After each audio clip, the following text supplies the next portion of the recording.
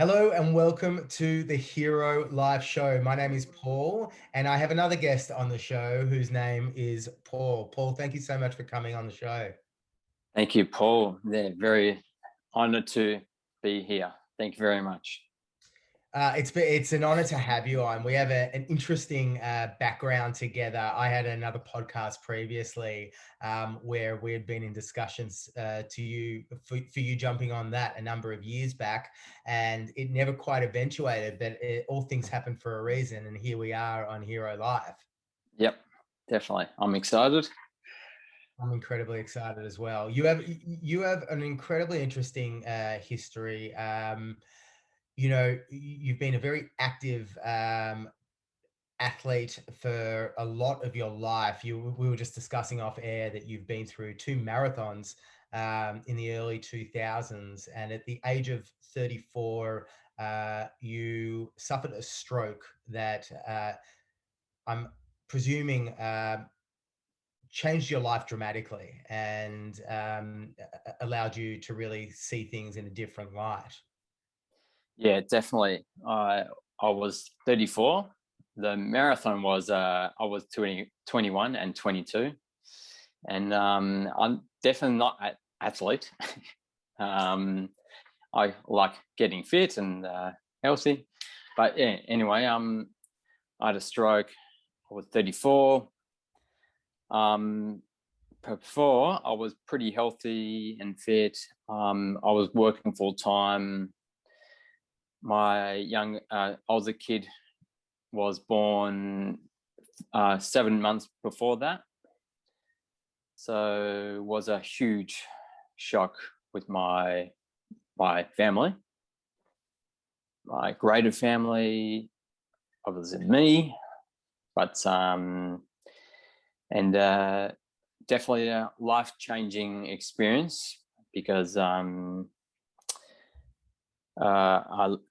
after the stroke, I left one side paralyzed.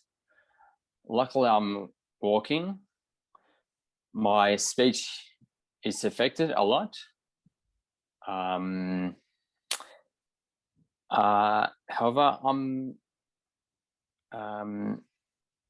my recovery is, I guess, ongoing and still improving. And I'm pretty happy and mostly independent in most things in my life. And yeah. Well, I've had the pleasure of knowing you for many, many years, including the years of recovery, and the tangible differences I've seen throughout your recovery years have been very, very apparent year after year. So they continue to grow one on top of the other. And I wanted to just ask you a little bit about the initial moment where you suffered the stroke. So many of our dads in hero life, we share our struggles in fatherhood, the openness and vulnerability about what it is to be a father, to deal with this transition in life. You had to deal with a transition into fatherhood, but it just kind of puts things into perspective as to a whole other world of adversity that you had to deal with at that very moment in time. Can you take us through the moments where you were recovering from your stroke and how that directly affected your family? Yeah, I think the important word is use of the incident. I can't remember you saying the word.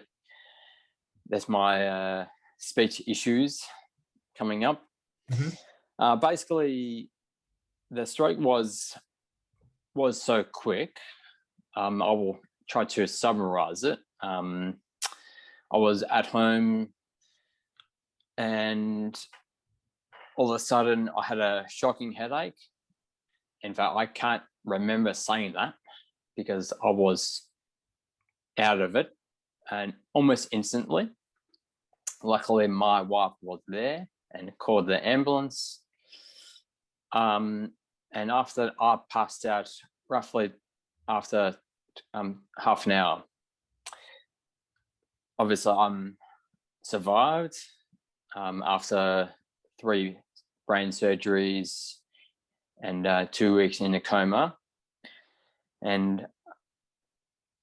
But waking up the coma, I honestly, I can't remember waking up, and I can't remember my ICU room, and therefore I'm pretty lucky. I'm not really traumatized of the stroke, because I was not present. I guess is more traumatized with my wife and my family, because they witnessed everything, and it must be very tough. However,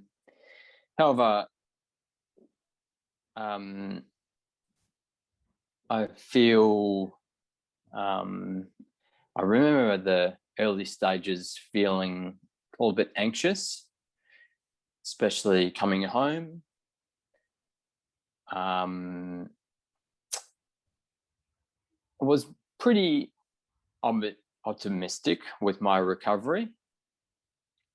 Granted, I was not walking after 4 months.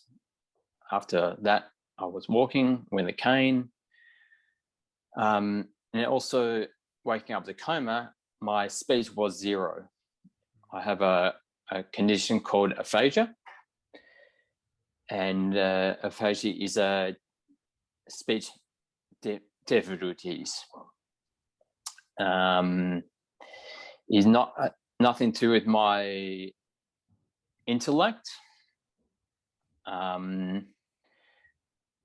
Very common with stroke survivors, and I'm pretty lucky also because I'm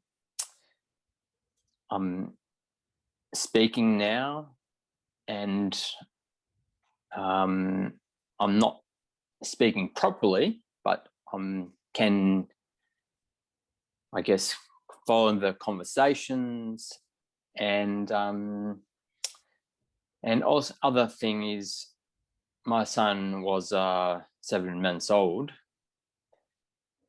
and he can't remember my stroke. Was too young. Is a good thing. However, I missed 6 months in his life in hospital. So I was sad about not living at home. However, I guess my son is my motivation to get better also. So yeah, I think I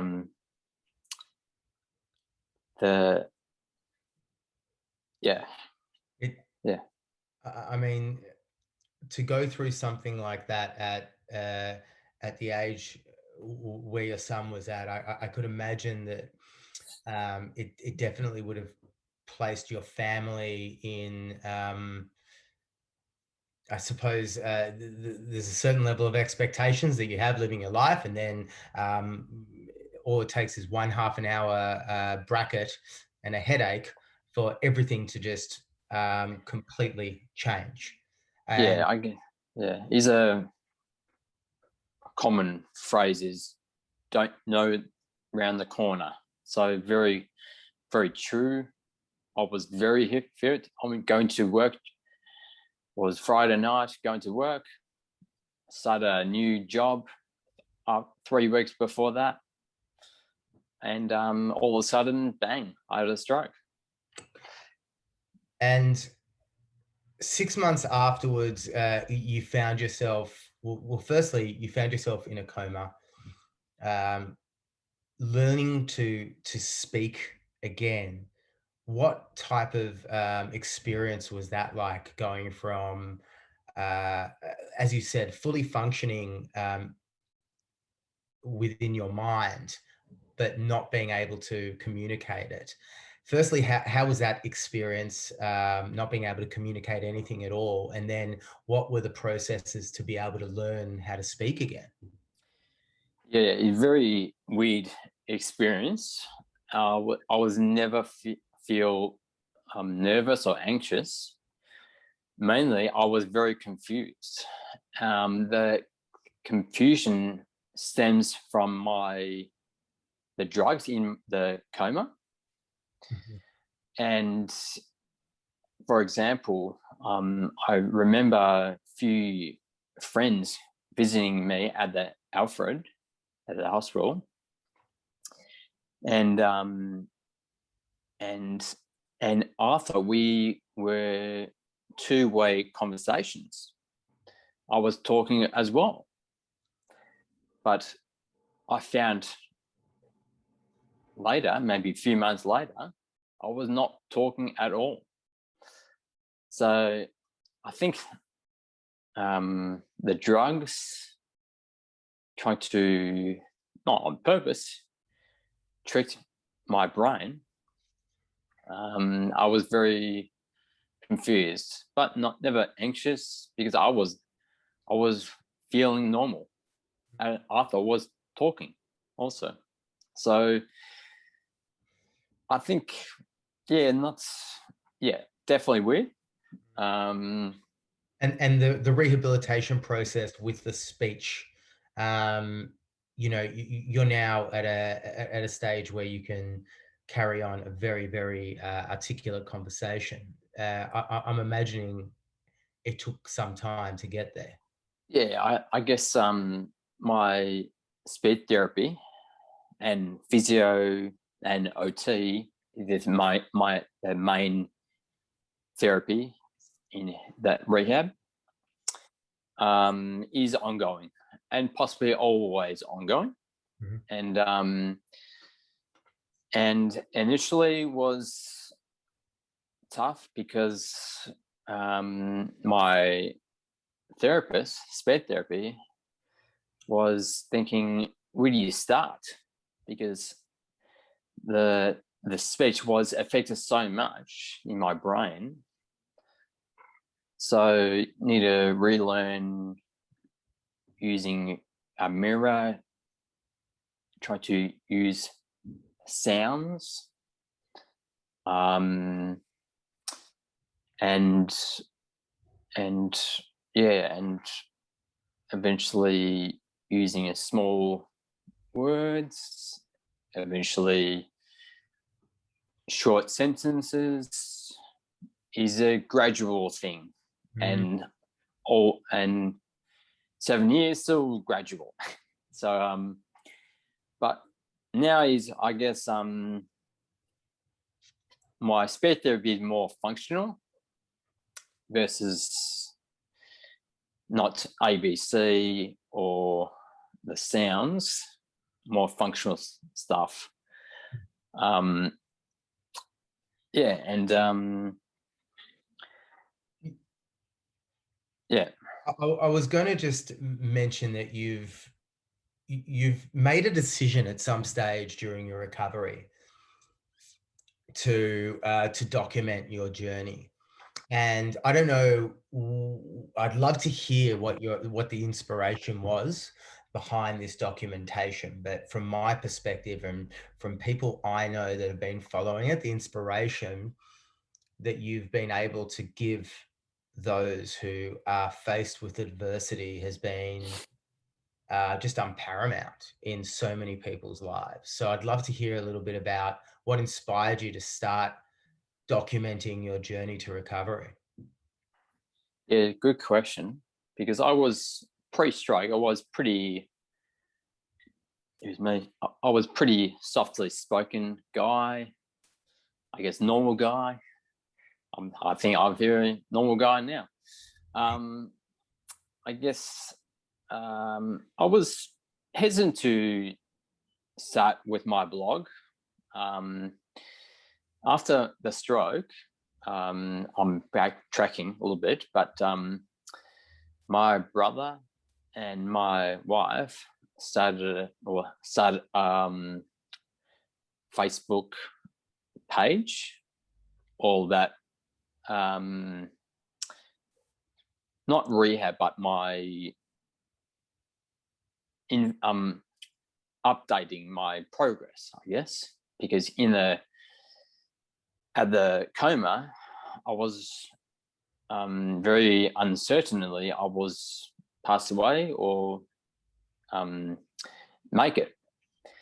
So the Facebook group was good with updating our friends and acquaintance, and I guess maybe 2.5 years after my stroke, I'm not sure, I can't remember actually why I starting the blog, but I remember I was hesitant to start it because I'm said I'm a little bit reserved person, and but I was encouraged or recommend with my speed therapy, very good idea to document my journey. One,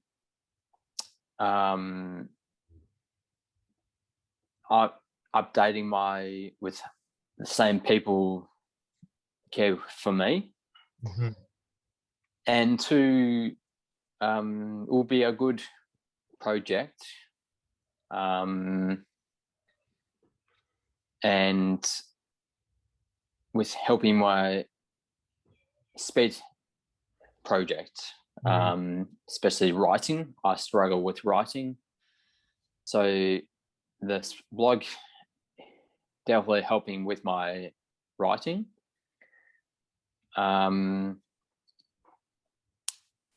And yeah, I think and I think other that I know was because I was lots of photos and videos everywhere, and was keen to combine everyone with a one page, sort of so the blog with the one page, including the photos and videos and whatever.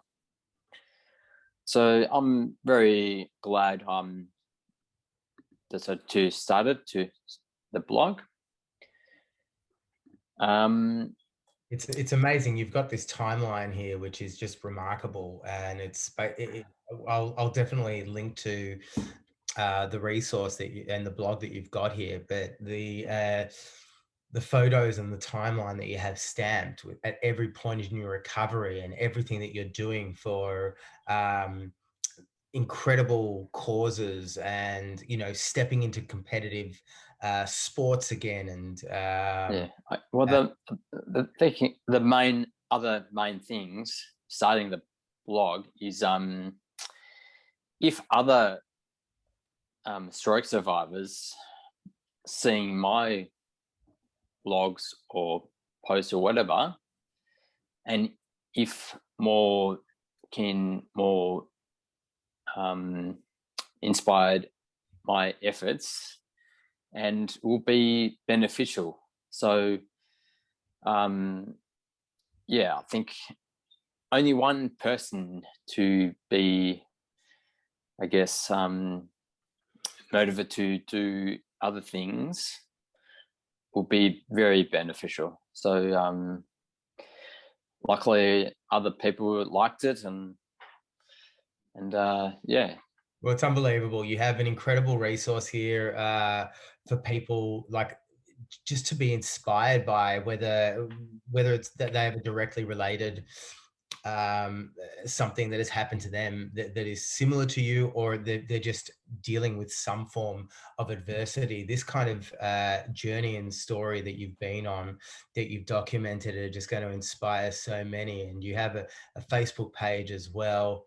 I'd love to hear a little bit about, I suppose, as you've continued your recovery, as a family man, have you begun to did you begin to prioritize different things in your life as you've started to kind of go through this journey?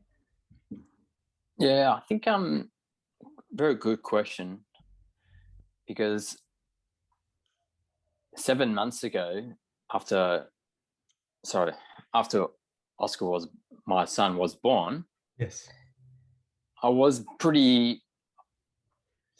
a father, but very new being a father. So I guess I don't know in and outs being parenting. I'm not an expert on learning on the way.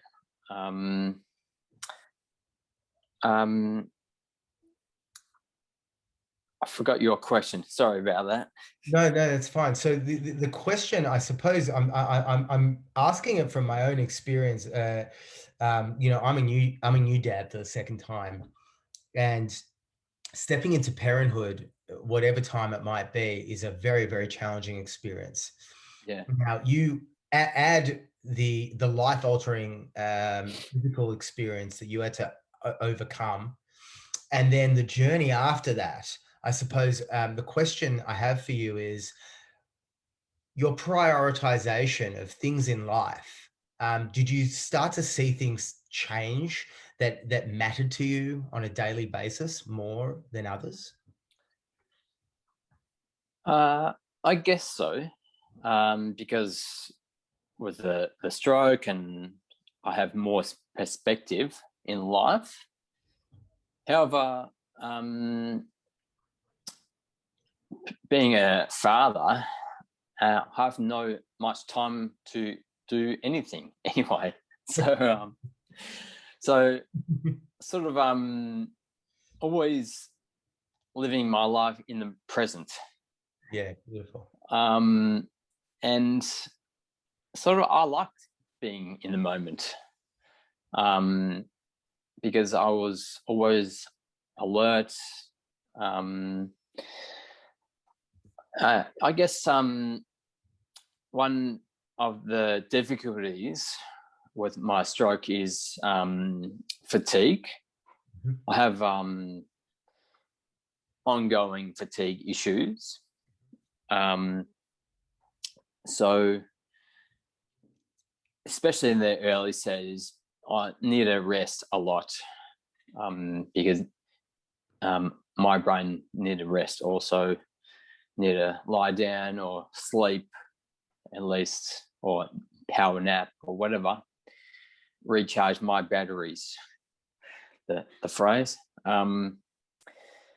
But the fatigue is ongoing, but tiny bit improved now.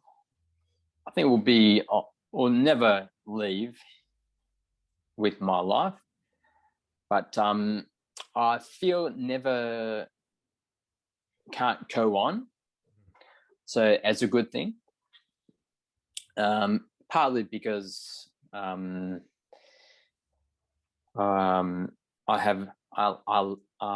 less anxious.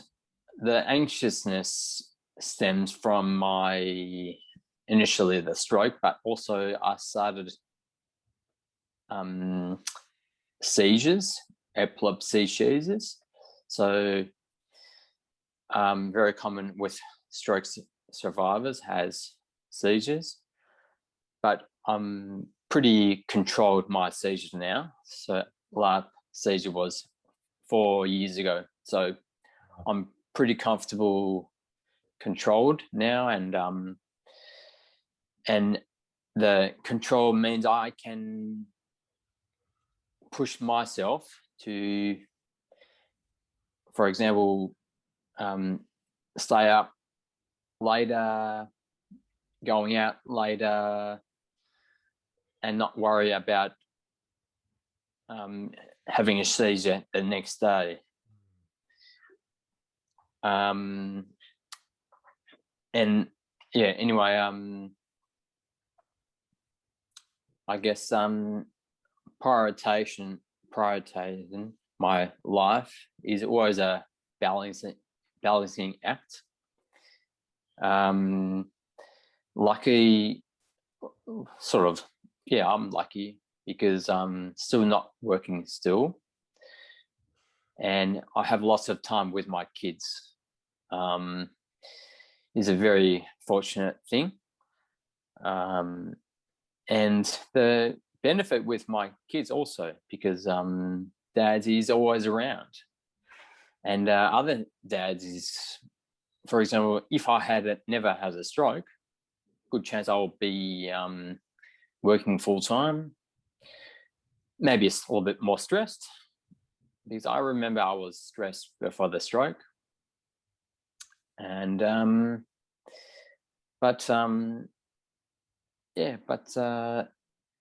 balancing my life is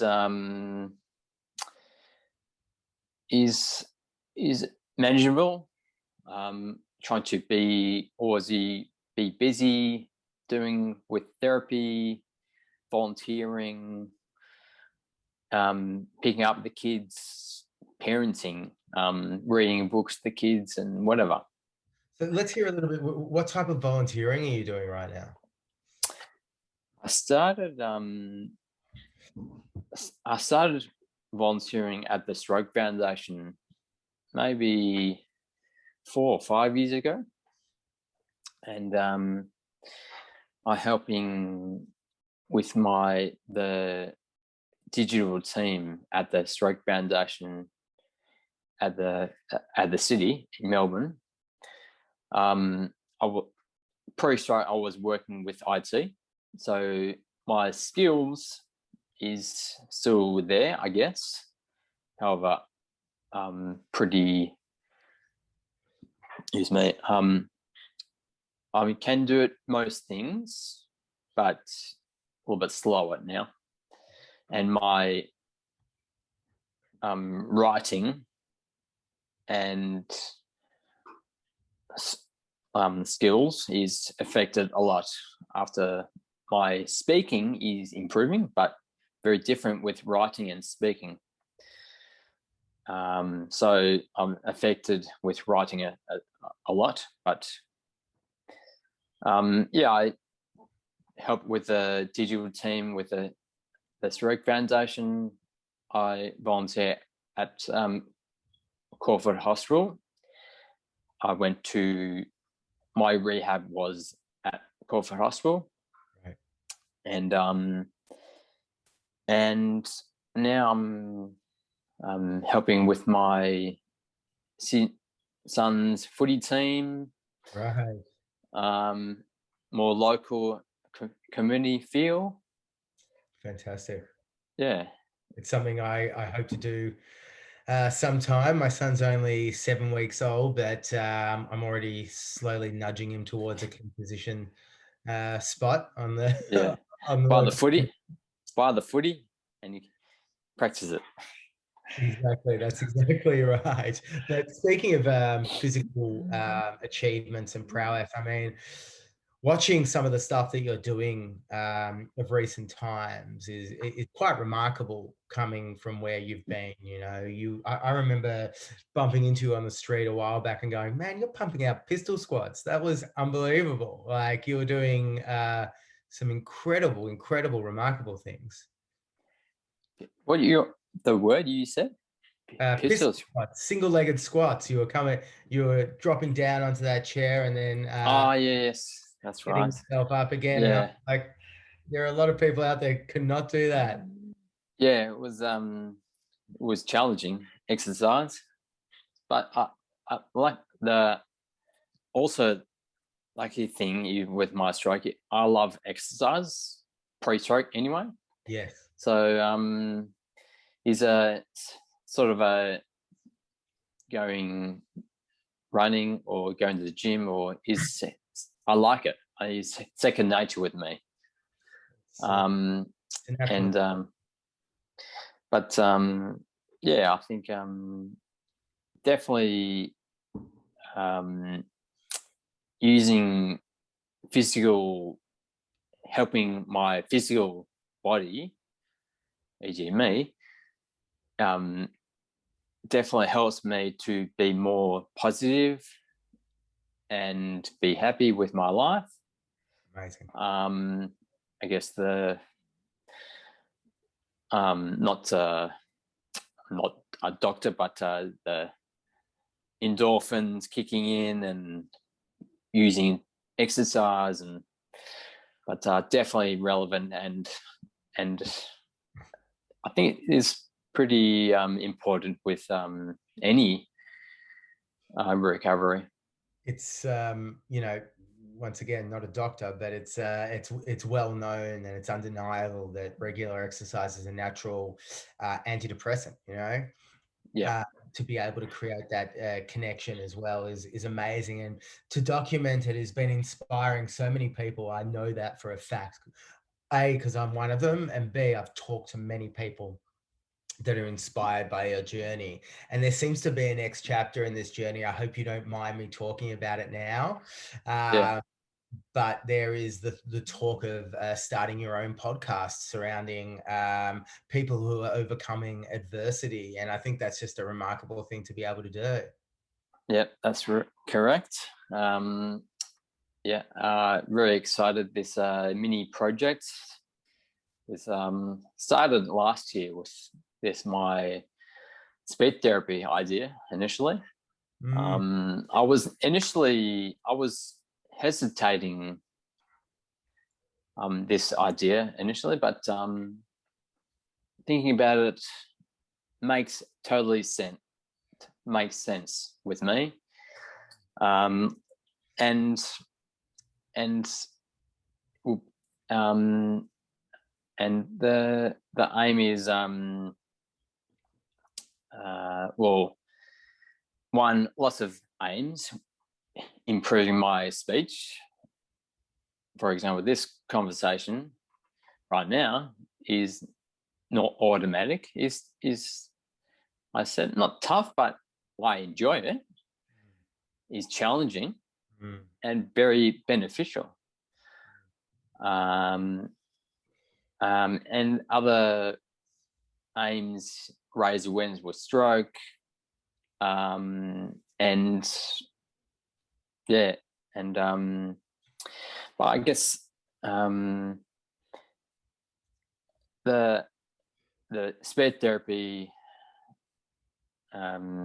said doesn't matter.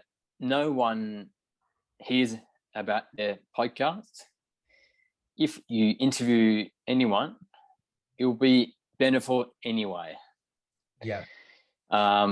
So I'll be. I'm excited to do starting. I'm started, not yet live, but hopefully will be a few months. We'll be live. Yeah, and so look out for that.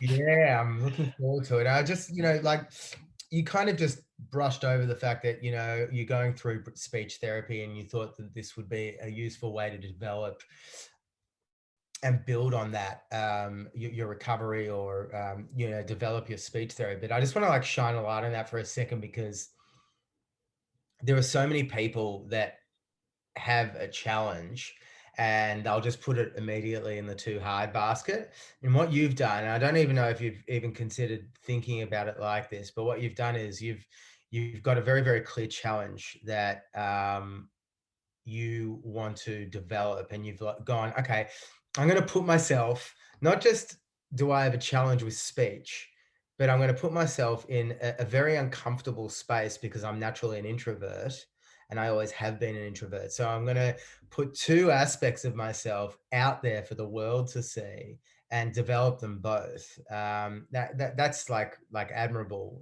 in itself. Yeah, I guess the same thing with public speaking. I started public speaking a few years ago, and the same thing. I was good idea or bad idea to start it, but I'm very glad to start doing it. And every talk, every conversation is I have more confidence, more less anxious to speak, and the best thing is very satisfying feeling to possibly helping people, especially with the risks or what's the word? Oh, I forgot the word.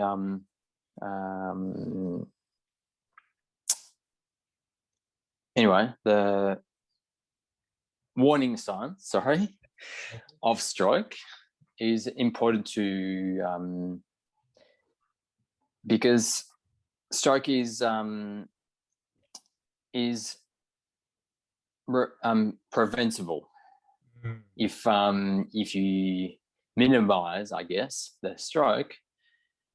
For example, not stop smoking, drinking less, more active exercising, for example, and checking your blood pressure stuff. And so, yeah, the public speaking is important to share my story, but also raise awareness of stroke, with the warning signs also very important. And the podcast, I guess, is similar thing, and hopefully my podcast will be well received with the stroke circles, but non-stroke circles also. I guess the my friends and family, I think, will be liking it.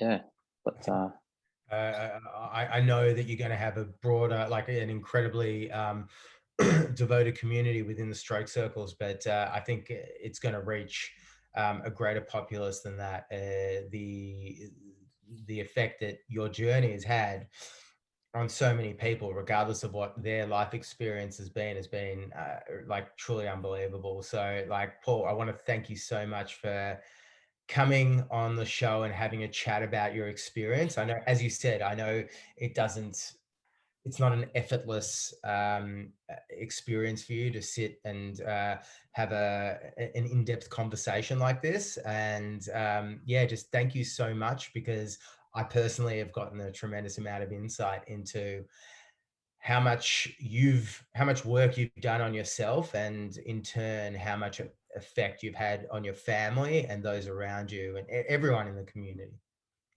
thank you, Paz. Very nice words, and yeah, very humbled words. And thank you very much. Thank you so much, Paul. And yeah, we'll be in touch soon. By the way, when that podcast goes live, you let us know, and Hero Life will be spruiking it like you wouldn't believe. Thank you. Will be much appreciated. Thank you. No worries. Take care, Paul. You too.